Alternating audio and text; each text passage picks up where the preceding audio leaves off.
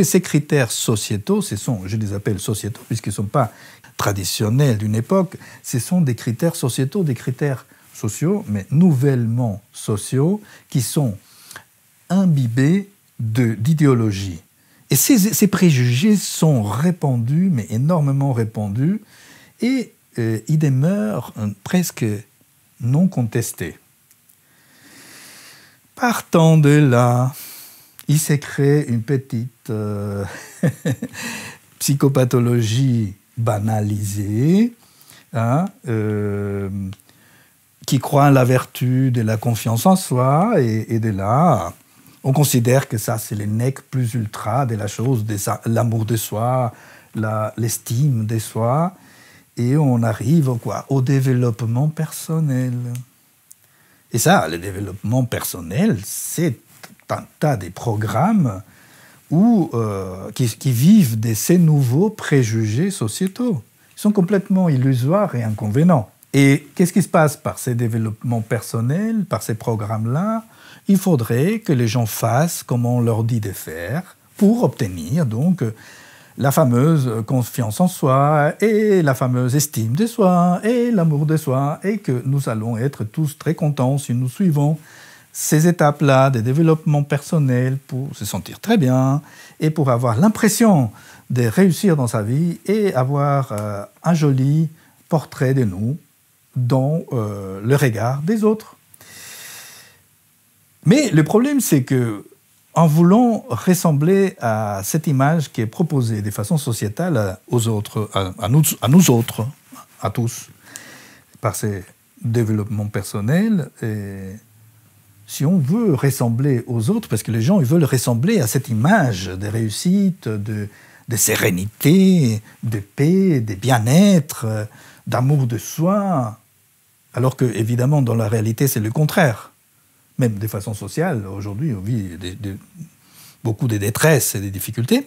Eh bien, si on essaye de ressembler aux autres, on va négliger quelque chose de très important, qui est son propre style. N'est-ce pas? On va négliger, on va dissoudre sa propre singularité dans une pensée qui est uniforme. C'est ça le problème, c'est cette pensée uniforme. Cette uniformisation, cette tendance à rendre uniforme tout un tas de petites différences narcissiques et tout un tas de petits groupes de communautés narcissiques qui sont identifiés à des points, à des traits narcissiques chacune.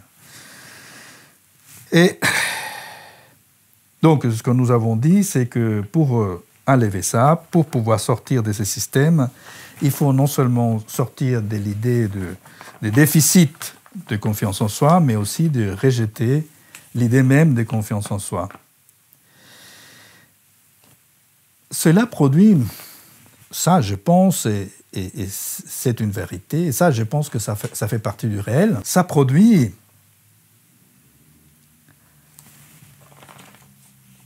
une sorte de psychopathologie du bonheur.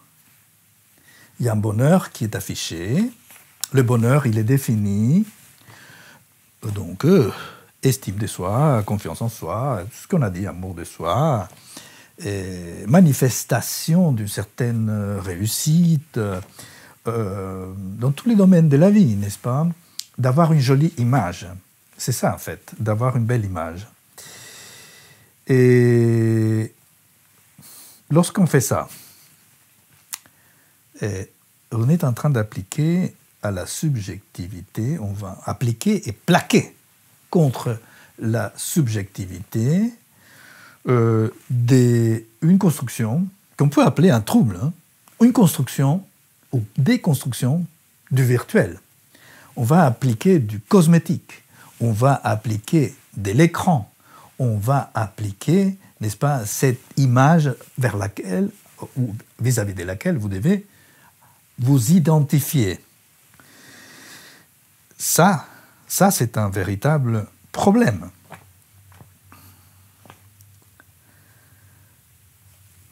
Alors, pour cela, on peut voir rapidement deux raisons.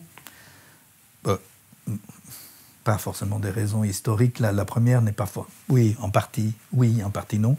Mais la première, c'est que on croit à tort que, depuis quelque temps, que pour résoudre les problèmes, et dans cette psychologie individuelle, cette psychologie positiviste, cette psychologie comportementale et cognitiviste, on croit à tort que pour résoudre les problèmes qu'elle-même elle a décrits et inventés, et pour régler ces problèmes-là, il faut passer par un faire. Et ça nous renvoie au problème du départ, quand on a parlé de la confiance qu'on peut avoir dans les faire des choses. Faire du bricolage, faire de la photographie, avoir des activités sportives, être un champion. Voilà, ça, ce sont des choses qu'on fait, qu'on peut faire. Mais donc, le problème, c'est de considérer que dans le champ psychique pur, dans une psychothérapie ou dans une psychanalyse, il y aurait des choses à faire. Alors que, c'est-à-dire qu'il y aurait des comportements nouveaux pour modifier nos états d'âme, etc., etc. Or, on sait que les comportements nouveaux, que le faire, ce ne sont pas des effets dans une psychothérapie ou dans une psychanalyse, ce ne sont pas des causes, pardon, mais ce sont des effets, ce sont des résultantes, c'est des conséquences de quelque chose. Ce n'est pas parce que je change mon attitude ou que je change mon comportement plutôt, ou que je commence à faire d'autres choses, que forcément je vais résoudre les problèmes, parce que les problèmes ne dépendent pas... Si ça dépendait de ça se saurait. Et en quelques séances, ça serait résolu. Mais malheureusement, ça ne fonctionne, ou heureusement, ça ne fonctionne pas comme ça. La résolution des problèmes, évidemment, ça tient un tout petit peu, parfois, à un faire comme résultante. Mais ça tient surtout n'est-ce pas, à ce qu'on appelle la perlaboration, c'est-à-dire la remémoration, l'élaboration symbolique des problèmes, et aussi bien d'en vivre ou d'en revivre dans l'espace et le temps de la relation transférentielle, une nouvelle place que petit à petit se dessine. Une nouvelle place où on sait faire avec son symptôme. Mais ça, c'est un effet. Voilà.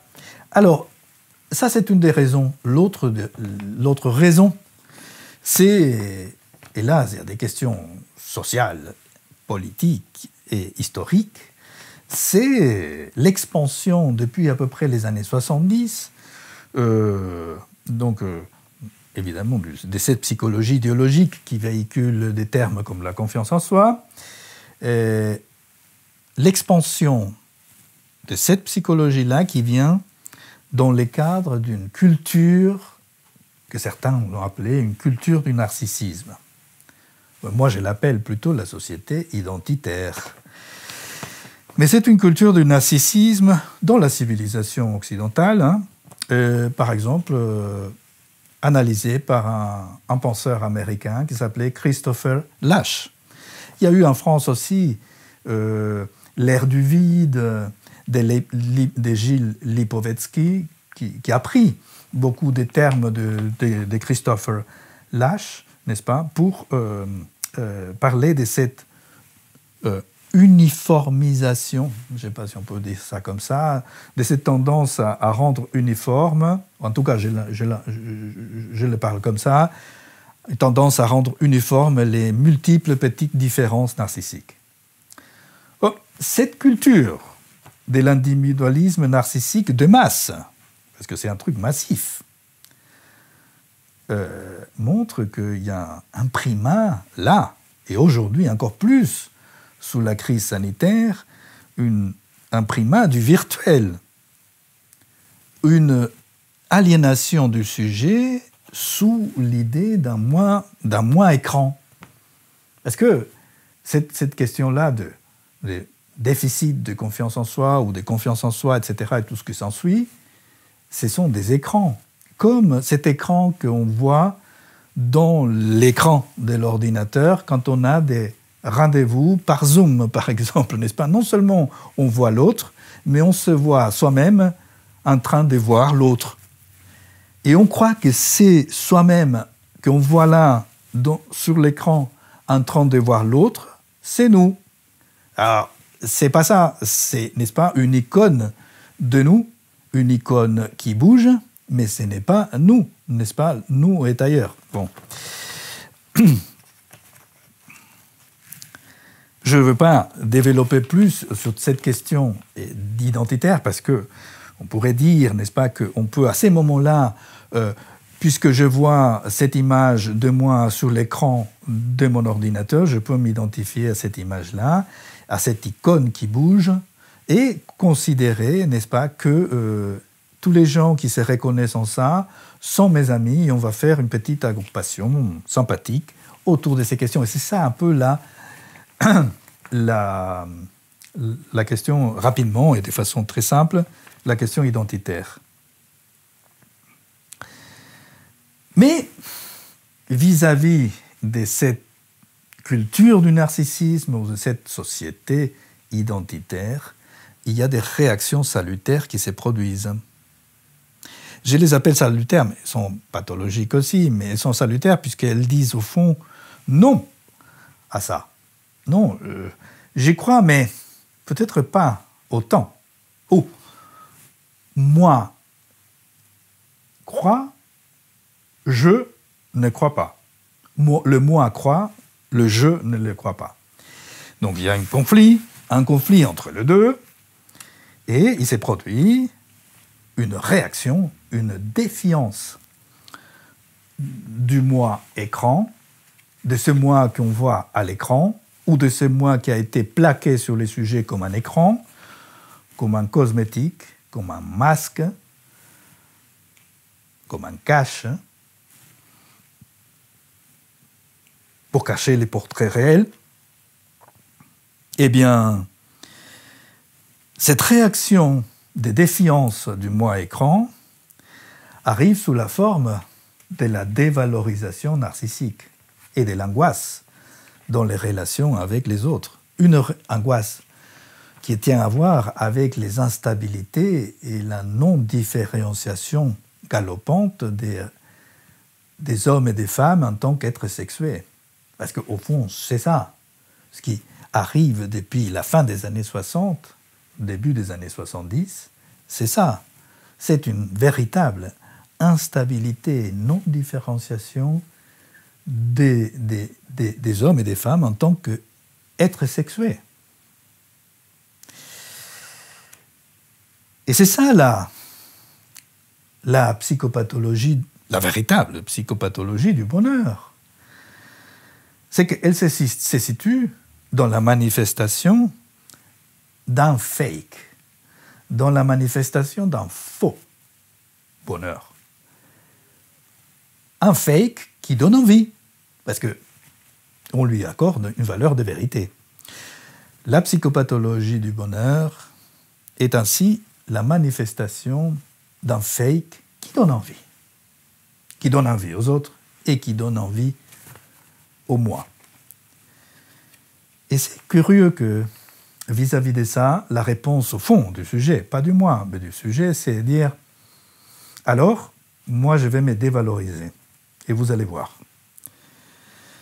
Je vais me dévaloriser et je vais critiquer aussi. Certains disent « Bon, je vais critiquer. » Regardez dans l'histoire, n'est-ce pas, les meilleurs deux mondes.